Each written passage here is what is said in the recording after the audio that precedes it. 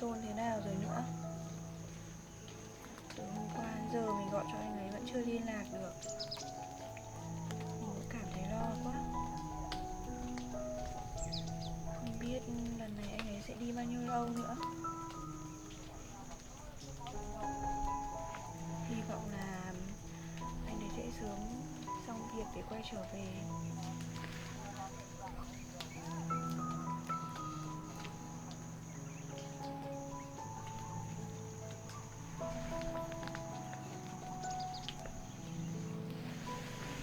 Thuê bao quý khách vừa gọi, tạm thời không liên lạc được.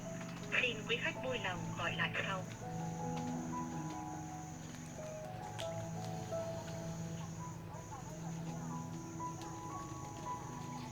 Vẫn chưa liên lạc được với anh ấy.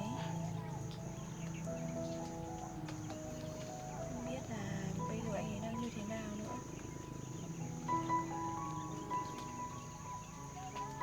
Thôi, anh ấy cũng đã nói trước là ở đó cũng không có sóng điện thoại rồi. Mình cũng không nên lo lắng quá nhiều. Anh ấy sẽ sớm xong việc thôi.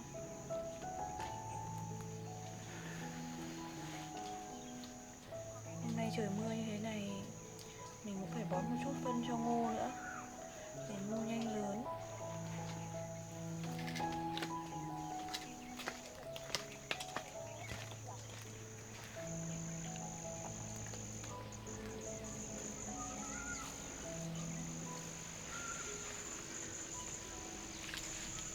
Muốn đi vào nhà đi. Đi vào nhà đi để tao đi ra vườn. Đi đâu cũng đi theo.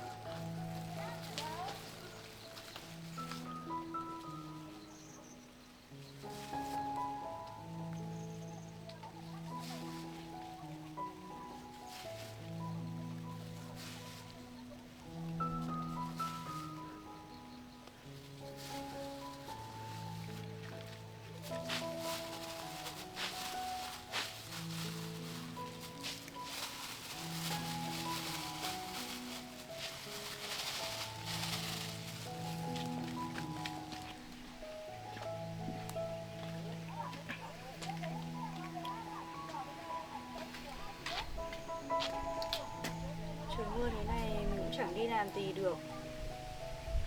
Gạo của mình cũng hết rồi. Mình phải đi chợ mua chút thức ăn và gạo nữa. Thì chắc là mua một chút đồ để làm bánh rồi đem đi chợ bán.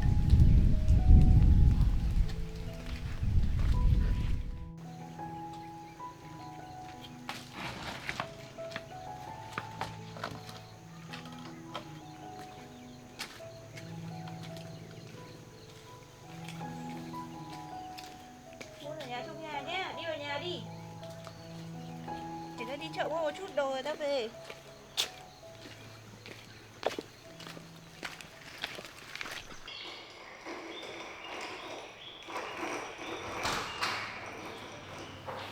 Cuối cùng thì tôi gặp được cô.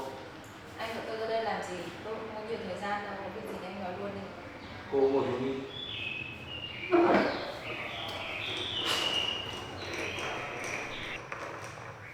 Cô có biết là tôi đã đi tìm cô suốt thời gian qua không? Tôi không cần phải biết điều đấy, mà anh có chuyện gì nói luôn đi. Tôi tìm cô chỉ muốn biết là thời gian cô biến mất, cô có nhớ đến tôi không? Tại sao tôi phải nghĩ đến anh? Chúng ta đâu còn cái gì liên quan đến nhau nữa đâu. Tôi chỉ muốn biết là sau tất cả mọi chuyện cô làm với tôi, cô có cảm thấy ân hận không? Tôi đã nhắn cho cô hàng trăm tin nhắn, gọi cho cô hàng trăm cuộc, nhưng cô không trả lời. Cô biết cảm giác của tôi lúc đấy như thế nào không? Anh đang nói hơi nhiều rồi đấy. Tôi có quyền hỏi những điều đó mà. Thế ý anh là anh đang làm nạn nhân à? Những cái điều đấy tôi đâu có bắt ép anh làm đâu. Anh tự nguyện trao cho tôi mà. Đúng là tôi tự nguyện. Do tôi yêu cô, tôi tin cô nên tôi mới làm như vậy. Nhưng mà anh ngu thì anh phải chịu thôi. Cô dám chửi tôi ngu à? Như anh không ngu thì là cái gì? Thời buổi nào rồi mà còn tin một người như tôi? Đúng, do tôi tin cô, tôi nghĩ cô là vợ sắp cưới của tôi nên tôi mới trao cho cô. Thế anh thử nhìn lại bản thân anh đi. Nếu như anh không có tiền thì anh nghĩ tôi đến với anh vì cái gì? Thời gian qua tôi đã sống nhục nhã như thế nào cô có biết không? Đó là chuyện của anh, tôi không cần biết. Tôi đã đi tìm cô khắp nơi và hỏi từng người về thông tin của cô. Cô có biết là thời gian đó mọi người nhìn tôi như một thằng điên không?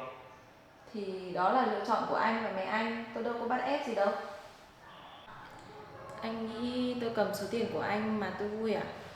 Thời gian qua anh có biết tôi nợ bao nhiêu tiền không? Tôi cầm số tiền đó cũng chỉ muốn trang trải cho cuộc sống tốt đẹp hơn thôi. Thật không ngờ cô đến với tôi là đã có kế hoạch từ trước. Số tiền mà tôi đã mất không là gì cả so với tình cảm mà tôi dành cho cô. Thật lòng khi cô xuất hiện tôi đã hy vọng rất nhiều để có một gia đình êm ấm. Nhưng rồi tôi nhận lại được gì từ cô? Thôi anh đừng có nhắc đến cái chuyện cũ đấy nữa. Bây giờ anh muốn gì anh nói thẳng luôn đi, đừng có vòng vo nữa. Đúng, tôi cũng không muốn nghe cô giải thích và nói thêm gì nữa. Việc của cô bây giờ là trả lại số tiền cho tôi. Anh nghĩ số tiền đấy tôi còn à? Tôi không còn nữa đâu. Đấy là việc của cô, tôi không quan tâm. Nói chung là tôi không có. Thế giờ cô tính như nào? Số tiền đó là anh tự nguyện đưa cho tôi. Bây giờ anh đòi tôi thì tôi biết lấy đâu ra. Tôi đã tiêu hết rồi. Cô nói nghe đơn giản nhỉ. Tôi không phải là thằng Minh khờ dại như ngày nào nữa đâu. Cô mà không trả số tiền đó thì cô đừng trách tôi ác. Cuộc sống của tôi đã mất hết tất cả rồi. Bây giờ chẳng còn gì để mất thêm nữa đâu. Anh đang dọa tôi đây à? Tôi không dọa cô. Tôi chỉ muốn nói cho cô biết rằng là nếu cô không trả số tiền đó cho tôi thì cuộc sống của cô không được yên ổn đâu. Anh Minh này, thời gian qua tôi cũng biết là cuộc sống của anh rất là khó khăn. Nhưng mà bây giờ số tiền tôi lấy của anh cũng không còn nữa. Bây giờ anh có thể cho tôi thời gian được không? Tôi biết là tôi làm như thế với anh tôi cũng rất là áy náy. Nhưng mà bây giờ tôi cũng không còn số tiền đấy nữa. Tôi xin lỗi. Bây giờ anh có thể tha thứ cho tôi được không? Cô làm với tôi như vậy giờ cô nói xin lỗi là xong à? Nhưng thực sự số tiền đấy quá lớn đối với tôi. Bây giờ tôi cũng không thể thu xếp nhanh như thế được. Vì chút tình cảm ngày xưa của tôi dành cho cô nên tôi sẽ cho cô thêm thời gian. Nhưng mà cô đừng hy vọng lần này cô có thể trốn thoát được tôi như những lần trước. Và tôi cũng không có nhiều thời gian để chờ đợi cô đâu. Cô thu xếp nhanh cho tôi.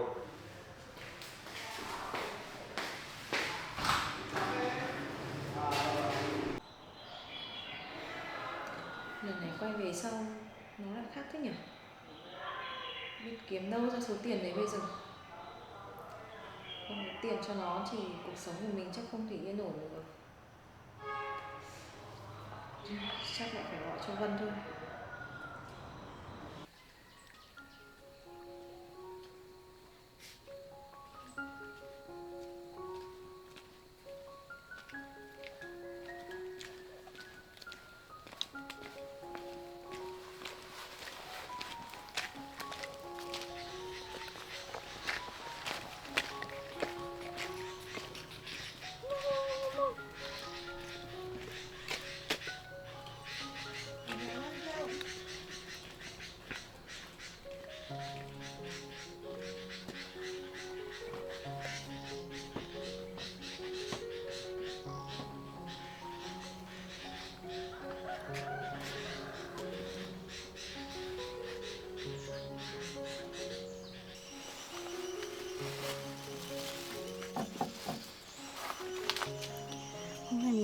món quẩy giòn.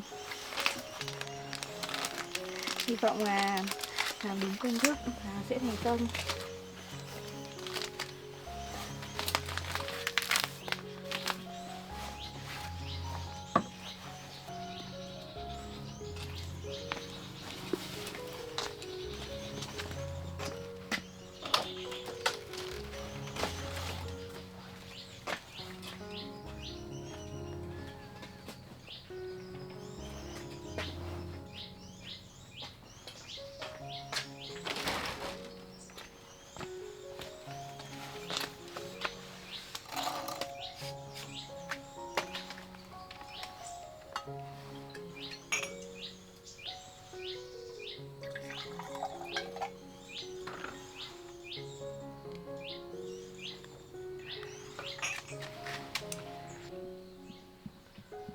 Từ lúc đấy đến giờ vẫn chưa thấy anh John gọi điện lại cho mình.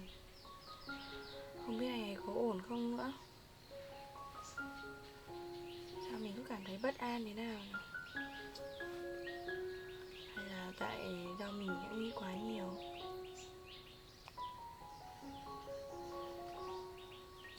Chắc là một vài hôm nữa anh ấy sẽ về thôi. Mình ở đây sẽ chăm chỉ làm việc và học thật nhiều công thức nấu ăn ngon, để khi nào anh ấy về mình sẽ nấu cho anh ấy ăn. Bây giờ mình sẽ đi làm quẩy để mang đi bán đã. Cởi áo dép này ra đã.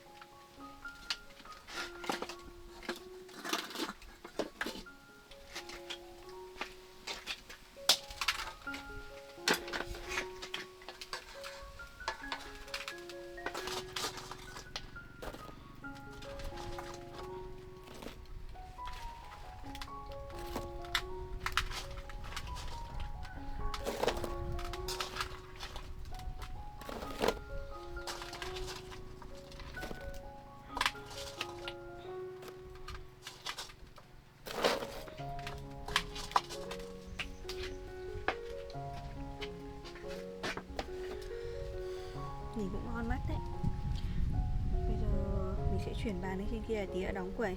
Phải để cho nó nguội một chút đã.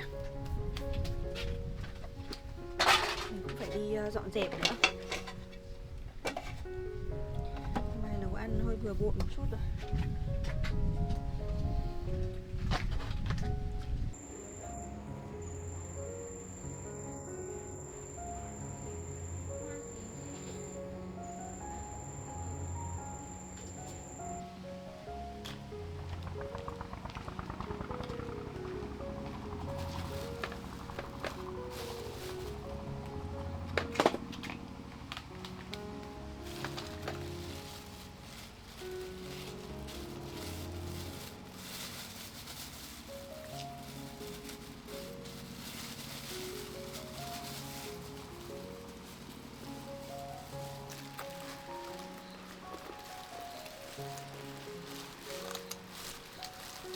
Nguội ăn rất là giòn và ngon.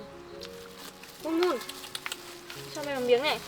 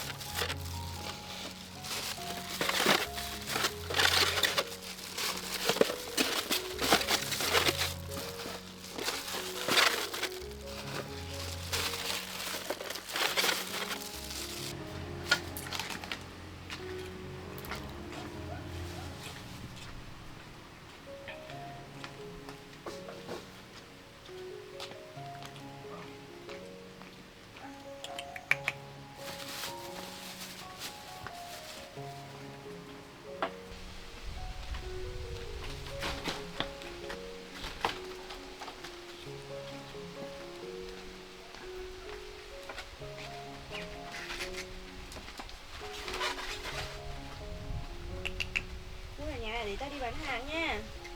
Một lát nữa tao về nhớ chưa?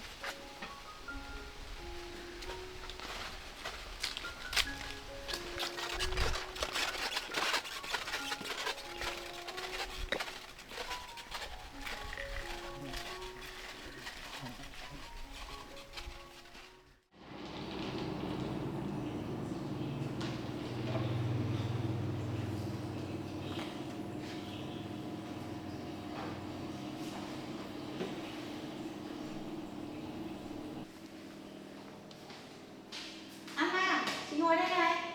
Chị Vân, chị đến lâu chưa? Chị cũng đến một lúc rồi. Em ngồi đi, chị gọi nước cho em rồi đấy. Sao chị Vân biết là em thích uống lễ hội à? Chị vẫn nhớ mà. Em uống đi. Vâng ạ. Tại vì là em cũng bận một chút công việc nên đến đây hơi muộn. Không sao đâu. Mà em về nước lâu chưa? Sao không nhắn cho chị sớm hơn? Nếu mà chị không tình cờ nhắn tin cho em thì chị vẫn đang nghĩ em đang ở bên nước ngoài đấy. Tại vì là em cũng đi một chuyến bay dài ấy, em về cũng được hơn 1 tuần rồi nhưng mà cũng mệt. Với cả là em cũng muốn dành thời gian cho gia đình nên là cũng không kịp để liên lạc với chị rồi. Em sang bên đấy mấy năm rồi, chắc là cũng có nhiều kỷ niệm lắm nhỉ? Sang bên đấy cũng có nhiều kỷ niệm chị ạ, nhưng mà mới đầu sang đã nhớ nhà kinh khủng luôn. Chị biết điều đấy, ai đi xa gia đình thì cũng như vậy thôi. Ở bên đấy được một thời gian thì em cũng đã quen dần hơn và em cũng đã bắt đầu tự lo được cho bản thân mình hơn chị ạ. Lần này em về, chị thấy em khác trước nhiều quá. Nghe em nói như vậy, chị cũng cảm thấy em trưởng thành hơn nhiều rồi. Ở bên đấy thì em cũng đã học được nhiều điều hơn và bản thân em cũng đã thay đổi và cũng không còn nóng vội nữa chị ạ. Đúng rồi. Khi con người ta rời xa vòng tay của gia đình thì sẽ học được cách bình tĩnh hơn đấy. Vậy còn chị, dạo này công việc của chị thế nào rồi? Cuộc sống của chị có ổn không? Công việc của chị ở bên kia thì vẫn ổn thôi.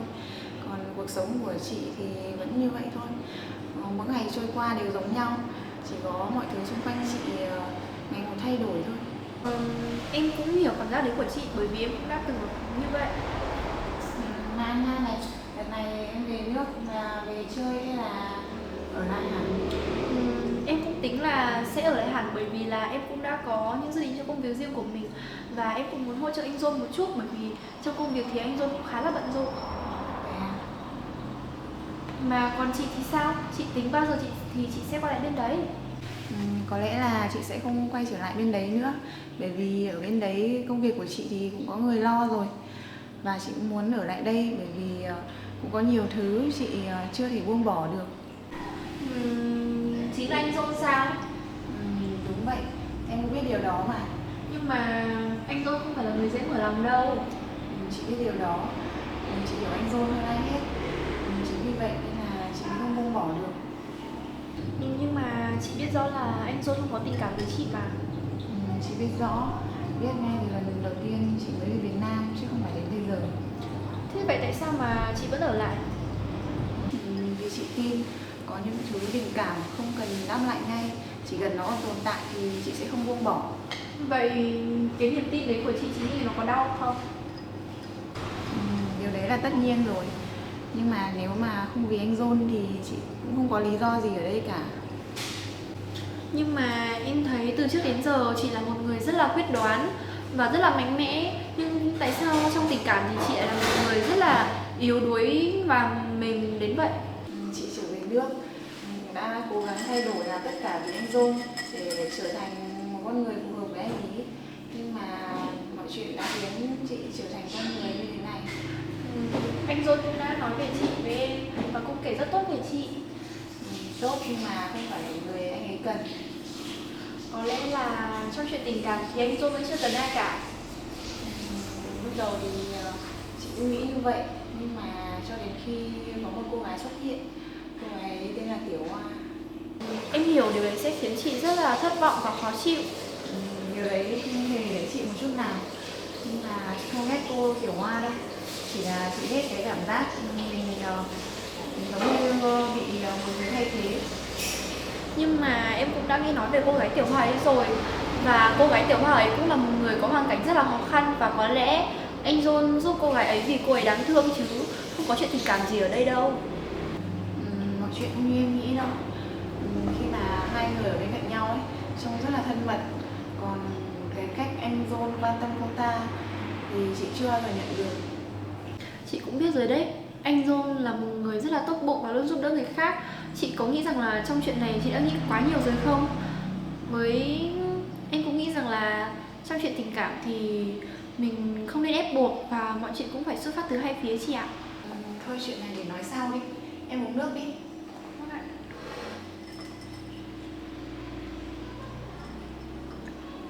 Hôm nay chị cũng rảnh, cũng lâu rồi hai chị em mình không ngồi nói chuyện với nhau lâu thì hôm nay chị mời em đi ăn. Thôi nhưng mà em hơi tiếc, có lẽ là để khi khác chị ạ. Tại vì là em cũng đang bận một chút công việc ở cửa hàng của anh John. Vậy thì khi nào em rảnh thì em gọi điện cho chị nhé, để hai chị em mình đi ăn. Vâng ạ.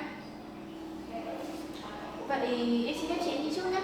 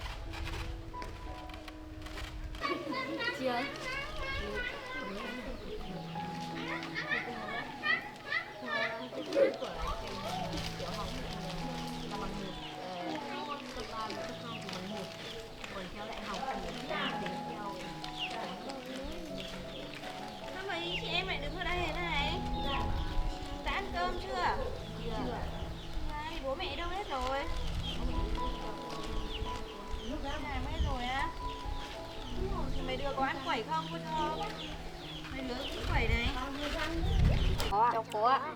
Thế đây để cô cho quẩy nhá. Đây cô vừa mới làm xong này. Đây cho mỗi đứa một hộp nhá. Thế bố mẹ đi làm thì chưa, bố mẹ không về nấu cơm à? Không về nấu cơm á. Thế em ở nhà có anh em bạn bè không? Các em có các em ở nhà không? Có. Thế bảo các em ra đây cô cho nha, có em ở nhà không? Đây cô cho một hộp nữa nhá, về cho em nhá. Em ơi ra đây ăn củi.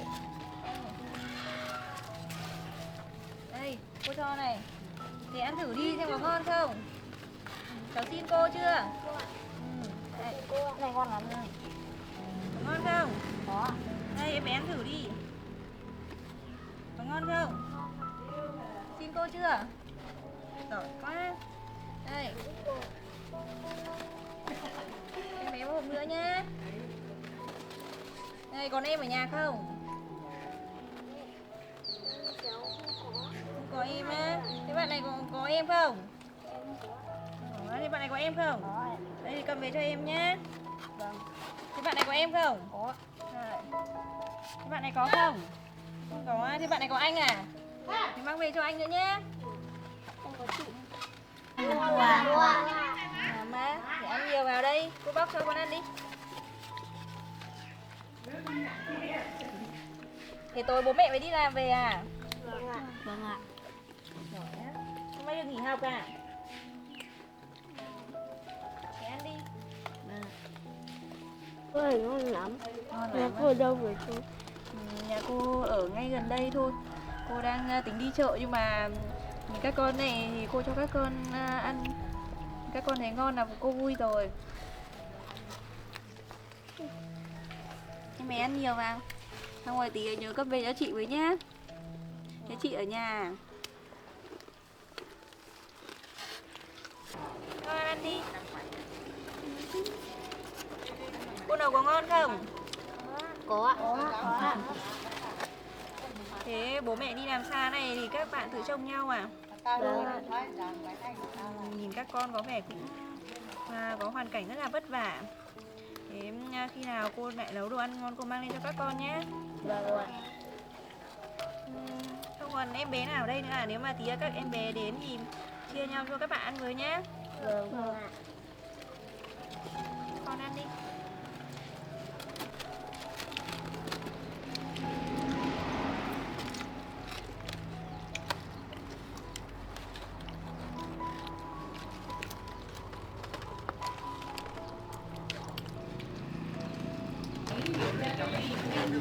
Dạo này chưa gái quá.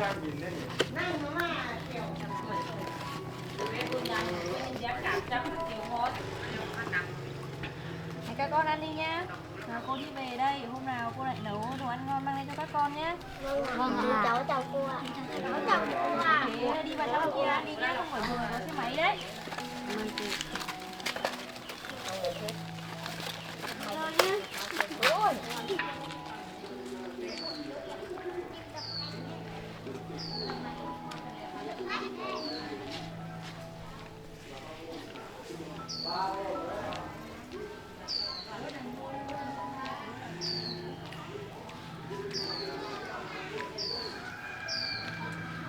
Tuy rằng cuộc sống của mình cũng chưa được tốt, nhưng mà mình cũng rất vui khi mà giúp đỡ được các em bé hoàn cảnh khó khăn như thế này. Nhìn bọn trẻ với cô